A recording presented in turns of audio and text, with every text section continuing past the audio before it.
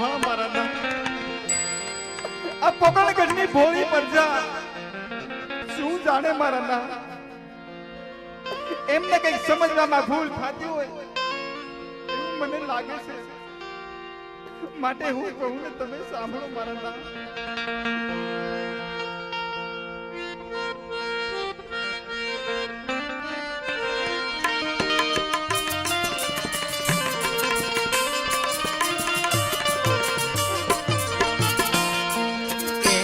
शक्ति मीनाल दे कहने स्वामी मारा सांभळो रे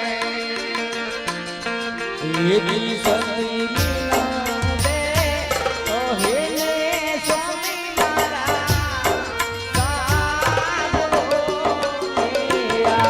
ઓને કરું મારા દિલરાની તમને વાત સ્વામી મારા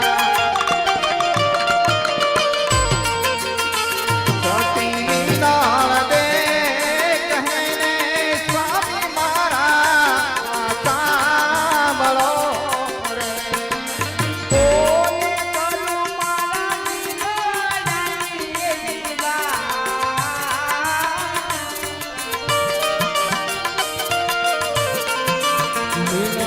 દે કહે સ્વામી તમે સાંભળો. એજી अपने लाचारे लक्ष्मी ने सगुणा दी करी रे अमर એવી આપણે લાચારે લક્ષ્મીને સગુણા દીકરી રે. ઓને કેવી રીતે વાંધીઓ અવતાર સ્વામી મારા अपने लाचारे लक्ष्मी ने सगुणा दी करी रे ओ अमर એ વાંધિયા રે કેવા.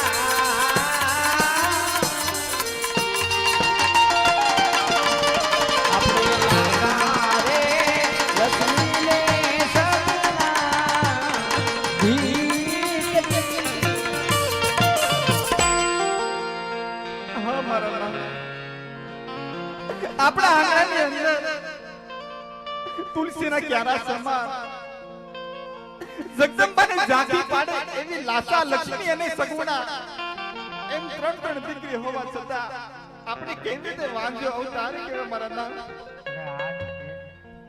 આ વાત હું પણ ન સમજ્યો, તમે પણ ન સમજ્યા. દીકરી છે પારકા ઘરની સ્થાપન કહેવાય. આજ પરણાવી તો કાલ પોતપોતાના સાસરે ચાલી જાય. પાછળથી જો આપણે કોઈ રાજકુંવર હોય તો એક દિવસ આ રાજનો વારસદાર બને, તો એક દિના સમયે આ રાજને પણ તાળા દેવો પડે. હા મારા નામ તમારી વાત પણ કેવી સત્ય છે ના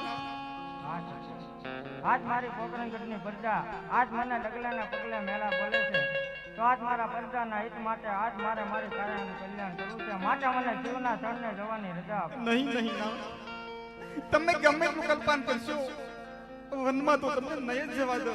અરે હા જ. આવા હાથ ના કરો, માટે મને વન જવાની રજા આપો. હોઠીલા રાજા હોઠડા તમે મેલો ને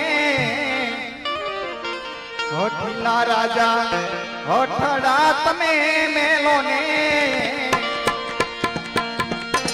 એવા નમા નહીં જવા દો.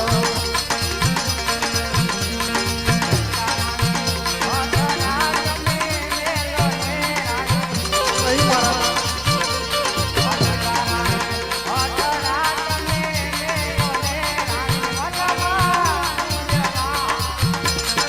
વનમાં તાપ લાગે બોવરે સ્વામી વનમાં તાપ લાગે બોવરે સ્વામી વનમાં નહીં જવા દઉં.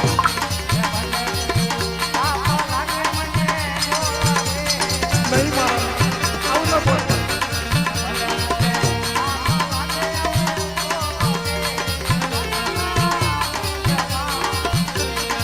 વનમાં વાઘવરુની લાગે તી કરે સ્વામી એ વનમાં વાઘવરુની લાગે તી કરે સ્વામી એ વનમાં નહીં જવા દઉં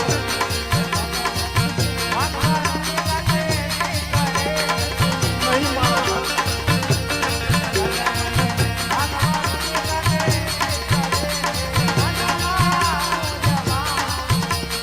વનમાં ભૂખ લાગે બોવરે સ્વામી એ વનમાં ભૂખ લાગે બોવરે સ્વામી એ વનમાં નહીં જવા દઉં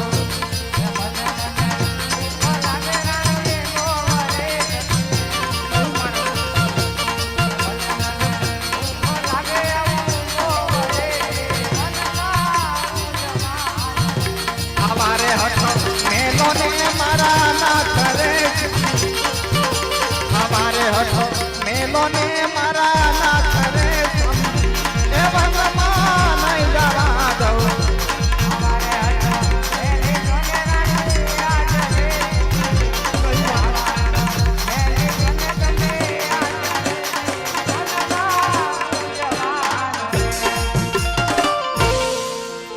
તમે ગમે એટલી જીત કરશો વનમાં તો હું જરૂર જવાનો માટે તમારા હસતા મુખે મને વિદાય આપો.